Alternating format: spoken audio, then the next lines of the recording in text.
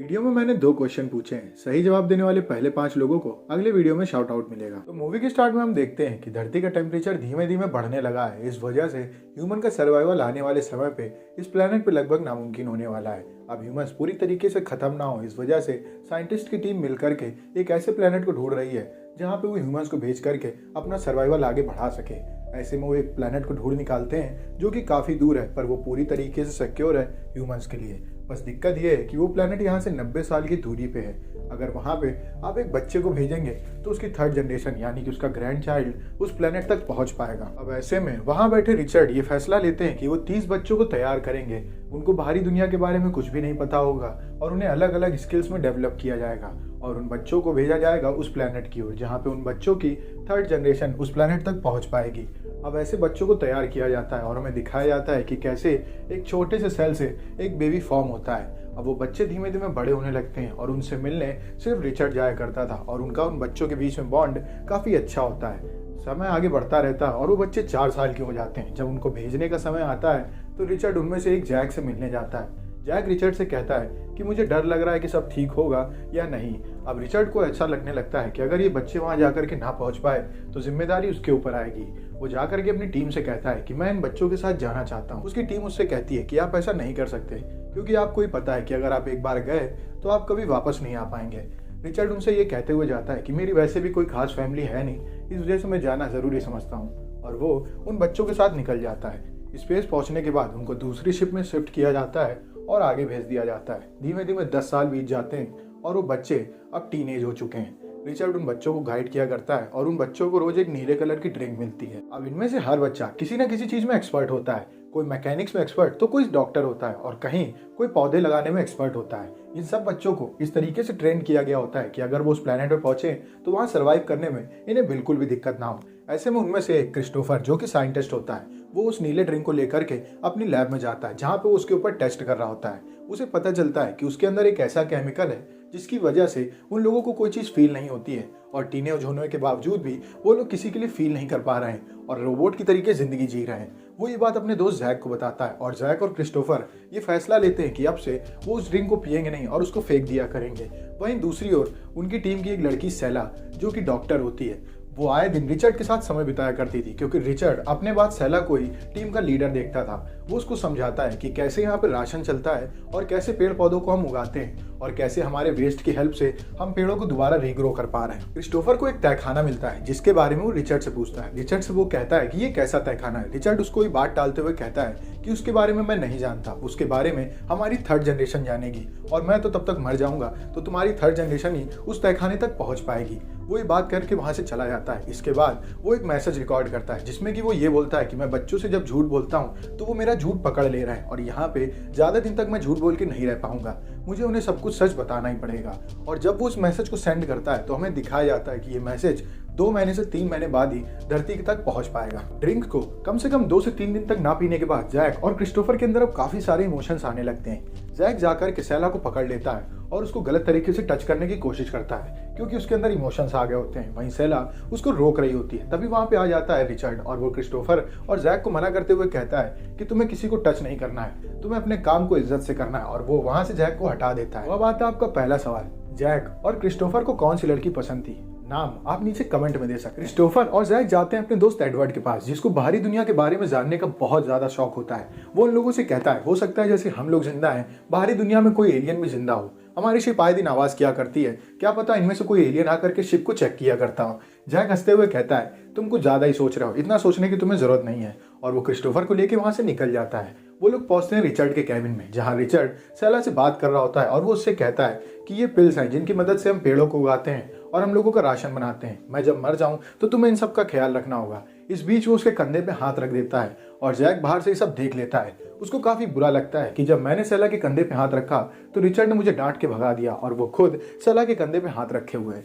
Christopher के साथ Jack वहां से गुस्सा करके चला जाता है। अब थोड़े दिन बीतने लगते हैं और उनका कम्युनिकेशन डिवाइस खराब हो जाता है। क्रिस्टोफर से मिलता है रिचर्ड और उससे कहता है कि हमें इस कम्युनिकेशन डिवाइस को ठीक करना होगा और इसमें मेरी हेल्प जैक कर सकता है। जैक और रिचर्ड बाहर जाने का प्लान बनाते हैं। वो लोग सूट को पहन रहे होते हैं कि इतने में जैक जाता है सेला के पास। उससे इमोशन सब कंट्रोल नहीं हो रहे होते हैं और वो सेला को गलत तरीके से टच करने लगता है। वो उसके चेस्ट पे भी हाथ लगाता है। तभी रिचर्ड वहाँ भाग करके आता है और जैक को दूर धक्का देता है। जैक गिर जाता है और गुस्सा करके वहाँ से चला जाता है। जैक के जाने के बाद क्रिस्टोफर से बात करते हुए रिचर्ड कहता है, ये सब क्या हो रहा है? क्रिस्टोफर उससे कहता है, मैं जान गया हूँ कि नीले ड्रिंक का क्या राज है और मेरे साथ साथ जैक भी जान चुका है। इस वजह से हमने उस नीले ड्रिंक को पीना बंद कर दिया है, तभी हम ऐसा व्यवहार कर रहे हैं। क्रिस्टोफर की बातों को सुनकर के रिचर्ड को काफी चिंता होती है और वो क्रिस्टोफर से कहता है कि तुम मेरे साथ अब बाहर चलोगे।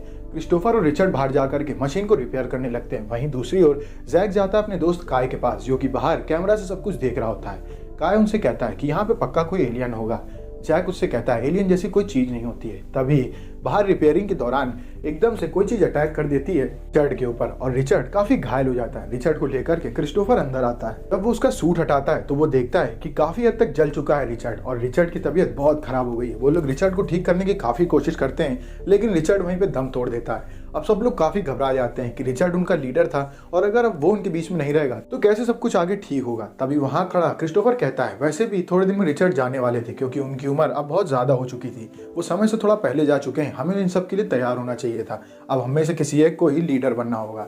वो लोग ये फैसला लेते हैं कि वो इलेक्शन करेंगे, जहाँ पे जैक और क्रिस्टोफर खड़े होते हैं और सब लोग क्रिस्टोफर को वोट देते हैं और जैक हार जाता है। जैक को काफी बुरा लगता है, लेकिन वो क्रिस्टोफर से कुछ कहता नहीं है और उसके साथ क्रिस्टोफर बाकी सबके पास जाता है और उनसे कहता है कि तुम्हें बिल्कुल वैसे ही काम करने की जरूरत है जैसे तुम पहले किया करते थे। ज्यादा सोचने की तुम्हें जरूरत नहीं है। हम लोग नॉर्मली काम करेंगे और पहुंचेंगे अपनी लोकेशन पे। तभी वहां पे आता है जैक और उन सबसे कहता है, हम पहले की तरीके काम क्यों करें?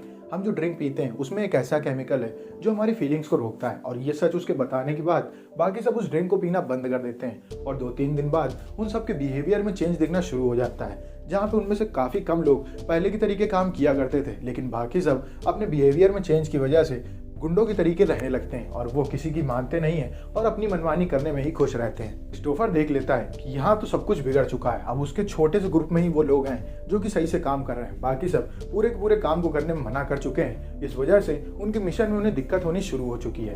तभी एक दिन फीबी को पीटर के साथ रोमांस करता देख के काय वहाँ पे पीटर के ऊपर अटैक कर देता है, क्योंकि उसे फीबी पसंद होती है। पीटर वहां से भाग जाता है। अब वो लोग खाना खा रहे होते हैं, जहाँ पे क्रिस्टोफर देखता है कि ये सब काफी बदतमीजी से रहना शुरू कर चुके हैं।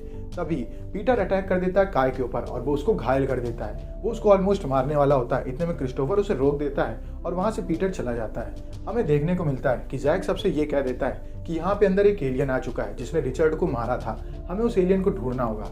और बाद में उन सबसे ये कहता है कि कैमरा रूम के अंदर ही वो एलियन है। वो वहाँ पे काय के साथ जाता है और नकली की तोड़फोड़ करके बाहर आकर के सबसे कहता है कि अंदर एक एलियन है, उसने हमारे ऊपर अटैक किया, हमने उसके ऊपर अटैक किया, जिस वजह से अंदर काफी तोड़फोड़ हो चुकी है। इस रूम को हमें बंद कर देना चाहिए। और वो उन सबके साथ वहाँ से दूसरी ओर निकल जाता है। क्रिस्टोफर को बात पता चलती है और वो जान जाता है कि जैक कुछ तो है जो हम लोगों से छुपाना चाहता है। तभी सेला उससे कहती है, हो सकता है कि रिचर्ड की मौत से रिलेटेड कुछ हो।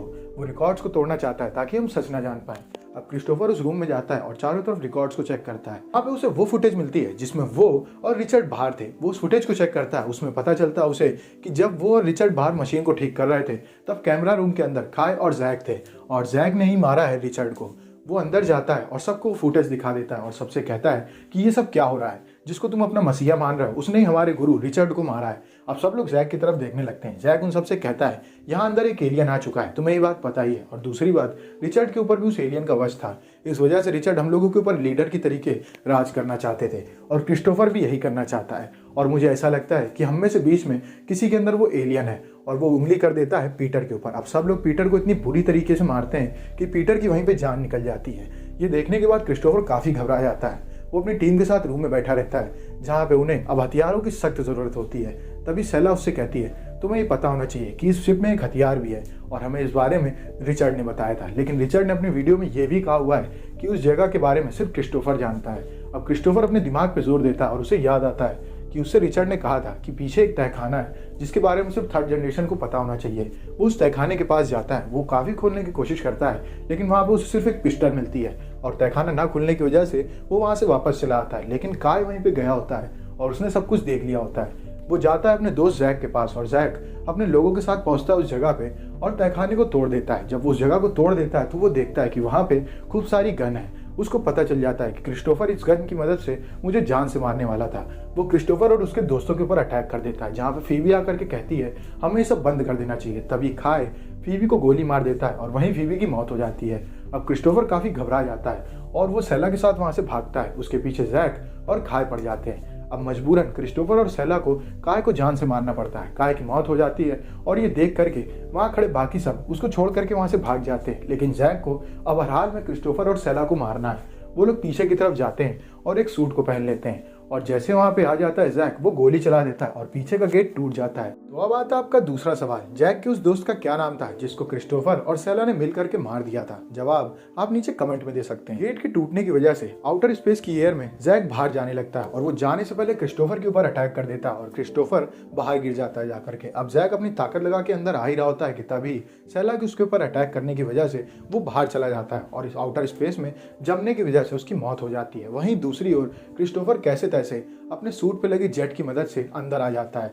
उसको अंदर करने के बाद वो लोग गेट को बंद कर देते हैं और अंदर जब वो पहुंचते हैं तो वहां पे जैक के साथी खड़े होते हैं और वो देखते हैं कि जैक की मौत हो चुकी है और काय भी खत्म हो चुका है और वो उनके आगे हथियार को रख देते हैं। अब क्रिस्टोफर उन सबसे कहता है कि हम दोबारा इलेक्शन करेंगे। दोबारा इलेक्शन होता है जिसमें सेला जीत जाती है और सेला ये डिसाइड करती है कि वो लोग नीले वाले ड्रिंक को नहीं पियेंगे और अपने मिशन को वापस आगे की तरफ बढ़ाएंगे और नॉर्मली काम करेंगे।